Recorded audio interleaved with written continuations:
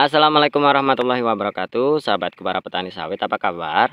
Semoga kalian selalu dalam keadaan sehat walafiat, amin.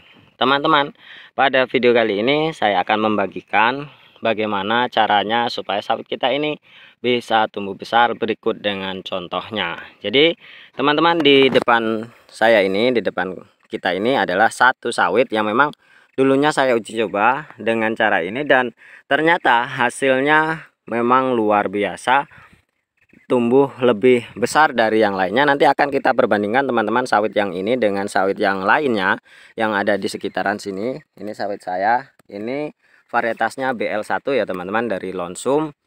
Kita sebagai petani harus mulai berpikiran merubah mindset teman-teman ya.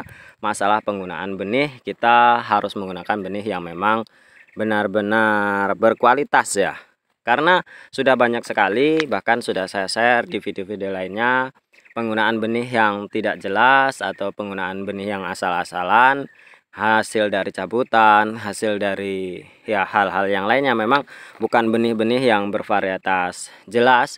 Itu buktinya sudah banyak sekali, meskipun masih bisa berbuah, namun potensi tonasenya juga jauh ketinggalan dengan benih-benih yang memang bisa dikatakan benih-benih yang bervarietas. Jadi di sini saya bukan promosi ya teman-teman, bukan iklan masalah benih, bukan.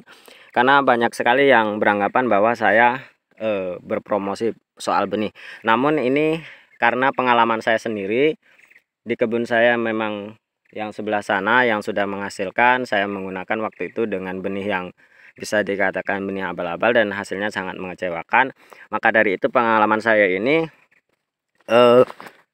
harus saya bagikan kepada teman-teman, supaya memang sawit yang kita hasilkan, yang akan kita mimpi kita untuk memiliki sawit yang memang berkualitas, itu memang benar-benar bisa terwujud. Maka dari itu kita harus benar-benar mengupayakan supaya sawit kita ini nantinya berpotensi atau berbuah dengan sangat baik.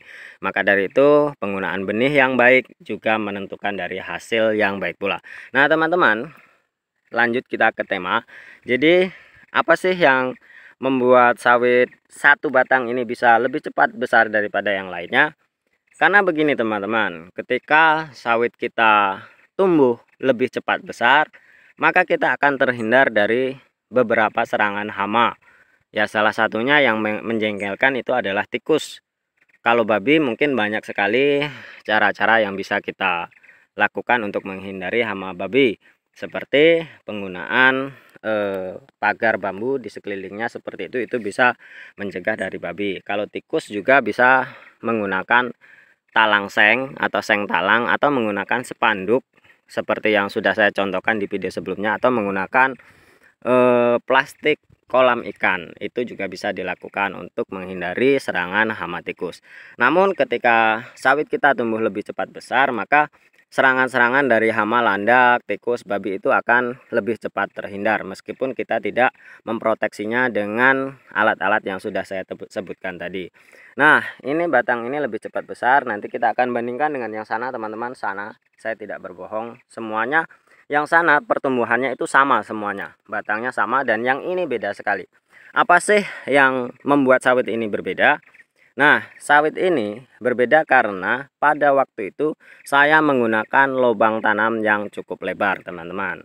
Memang mungkin sawit juga akan bisa tumbuh besar tanpa menggunakan cara ini. Namun teman-teman, ketika memang sawit itu lebih cepat tumbuh besar, maka juga kita akan lebih cepat mendapatkan hasil dari kebun sawit kita. Nah, ini saya menggunakan lubang tanam dengan ukuran 60 x 60 meter persegi teman-teman. Jadi lumayan cukup lebar, dan nanti ketika saya mau menanam benih yang baru atau di kebun saya yang baru yang akan saya buka, saya akan menggunakan lubang tanam itu sekitar 1 meter persegi.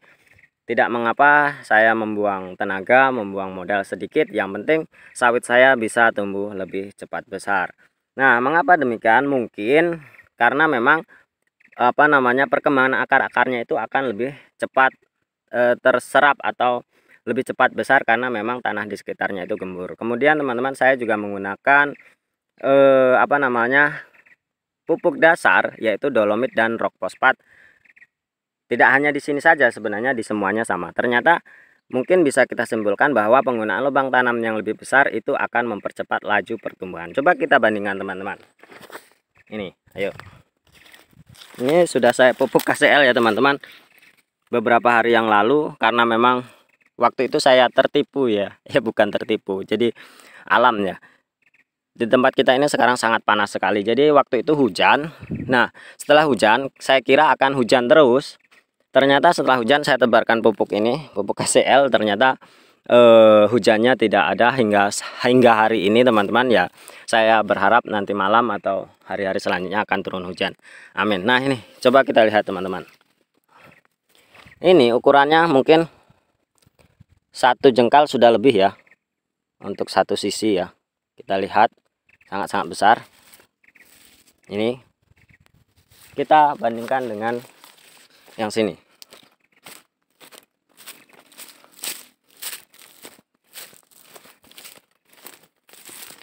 Ini teman-teman, tidak cukup besar ya, hampir 2 kali lipat besarnya yang tadi dengan yang ini teman-teman. Coba kita lihat batang yang lain, yang sana. Ini waktu penanamannya sama teman-teman, jadi barengan gitulah ya kira-kira. Kita lihat teman-teman, hampir 2 kali lipat yang sana. Ini batang yang memang kita jadi contoh. Sana bisa kita lihat teman-teman, perbedaannya hampir 2 kali lipat, baik itu dari pelepah, baik itu dari batang dan jumlah daunnya atau besar panjang pelepahnya.